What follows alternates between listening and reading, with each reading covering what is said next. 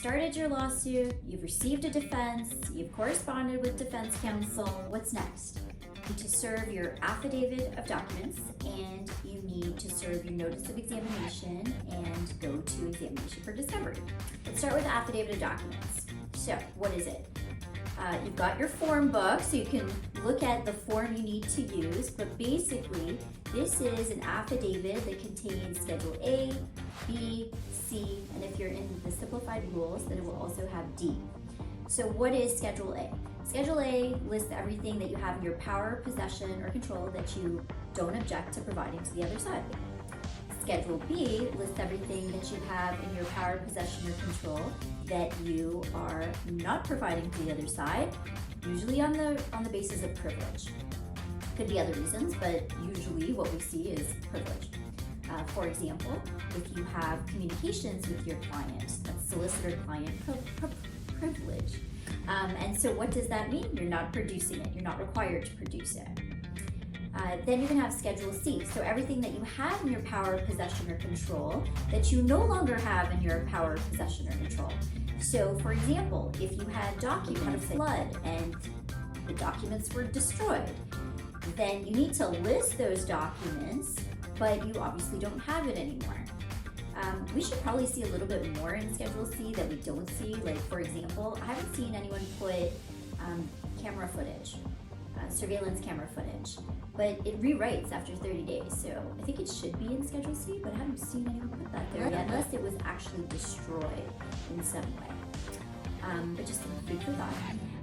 So then you have Schedule D, as I mentioned, under the simplified rules.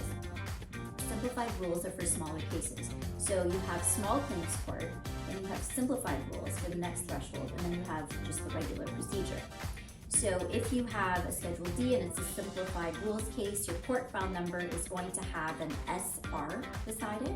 That denotes simplified rules. And in Schedule D, what you're going to do is list all your anticipated witnesses. What you're trying to do is short circuit things because it's not as big of a case from a monetary perspective. So that's your affidavit of documents. Your client needs to sign swearing that it's true. And then as a lawyer, you need to sign the certificate of solicitor, advising that you explained everything and you're following the rules in that regard. So that's your affidavit of documents. Then you have examination for discovery. Examinations are a fact-finding experience. I always tell my clients, look at it as a positive, not a negative, because it's not a negative. You finally get to be heard. You get to tell your story, but you want to follow the rules of the game. And what do I mean by that? I always prepare my clients in advance, usually about 7 to 10 days in advance, not too far in advance that they're going to forget everything I said, and not like the day before, the 2 days before, because they may need to go over facts and make sure they jog their memory for the day, the big day. The examination for discovery will result in a transcript, so you've got a court reporter present with a transcript typing everything that's said, so you want to make sure that your client knows that they are using proper use of English, no slang, no swearing. Wait for the full question to be asked before you give an answer. You don't want to have two people talking at one time because that can't be taken down on a transcript by a court reporter.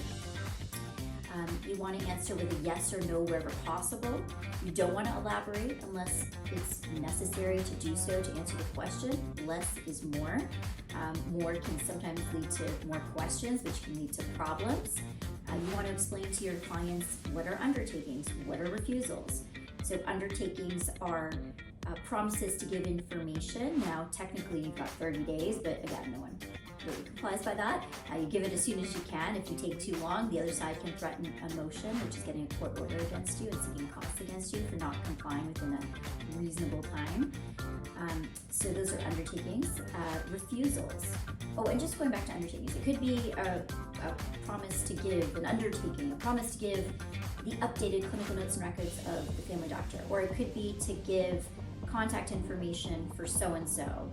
My client didn't have it there, or maybe my client had it in their phone, but the lawyer just wanted to move along and not have all this time wasted on trying to look a number, so we give it to them later. A refusal is one where I, as a lawyer, will say my client will not answer that. That is a refusal. There's different reasons, sometimes strategic, sometimes legitimate, where you give refusals. I try not to refuse too much because you don't want to get stuck on the small details. If something is really out of line, if something is privileged, of course I'm going to object to that question and say, no, I'm sorry, that's a refusal. Sometimes lawyers can badger clients. I see it less and less, but if that's the case, then I'm going to have to be aggressive and say, you have your remedies, move on, cancel. Meaning they have to bring a motion, and a judge will decide if my client needs to answer that question or not. But for that point in time, that opposing lawyer needs to move on with their question. Under advisement. So when I first started practice, there was under advisements given by lawyers, but it wasn't actually a rule in the rules of civil procedure. The rules have now been updated. There is an under advisement formally there, and that is, I'm not promising to give it, I'm not refusing it, I'm taking some time to think about it, and if at the expiration of that time, we have not heard from the other side, then they can assume it's a refusal and get a court order against you if it's warranted, if it's justified. But again, a judge has to decide, is this reasonable or not? So those are the three things. Also, I tell my clients that the lawyers refer to each other as counsel. In the US, counselor. We do not use that word here, just like we don't use attorney here, we use lawyer.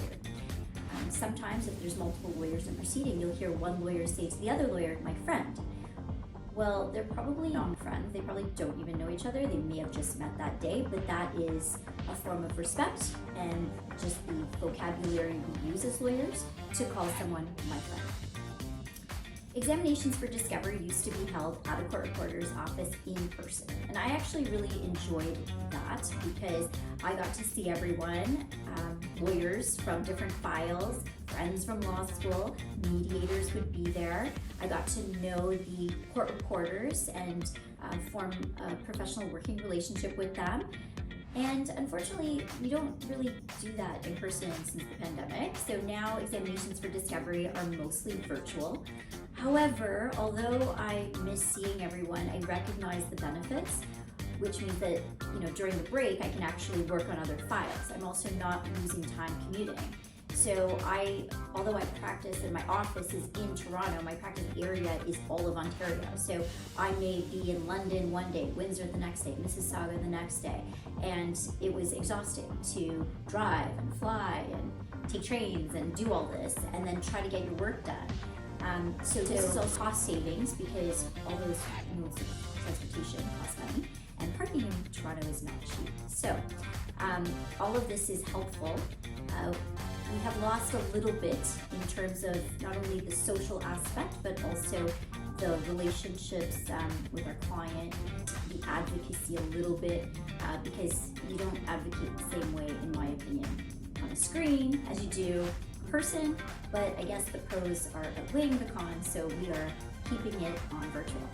The one thing I'll add on that note is that I did have a case where my client, English was not his first language. He was located in Guelph, and there was 11 lawyers in this case, and the 11 lawyers were not going to go to Guelph. It made sense to do this virtually. However, he didn't have the technology on top of having a language barrier, so he went to the court reporter's office in Guelph, and I met him there, because the first time we tried to all be virtual, including my client, it was a disaster. He was using his phone because that's all he had, and it was shaky, and it was difficult for all of us to pay attention. We couldn't hear him at times. We were trying to explain what to do, and then it would be translated to his language by the interpreter, and then he would try to understand, and the whole thing was just not working. So after an hour and a half of all of this and everyone just being frustrated, and by the way, to get a date that's mutually agreeable amongst all these lawyers, it was not easy. It was booked really far ahead into the calendar. So we had to do this again, but we decided to call it a day out of aggravation more than anything. So we called it a day. We chose another date that was mutually agreeable to everybody, and I went to Guelph with my client and the interpreter at the court reporter's office. So we were all present, and we had all the counsel, the defense counsel, on a screen, and that seemed to work well. But these are situations in person is better. Also, I know that some defense counsel, if they feel that there may be issues, maybe they don't believe my client, or they want to see my client in person, they may request an in-person attendance, and I have not objected to that because that's only happened twice since March 2020, and we are now in 2023. So there you have it, examinations for December.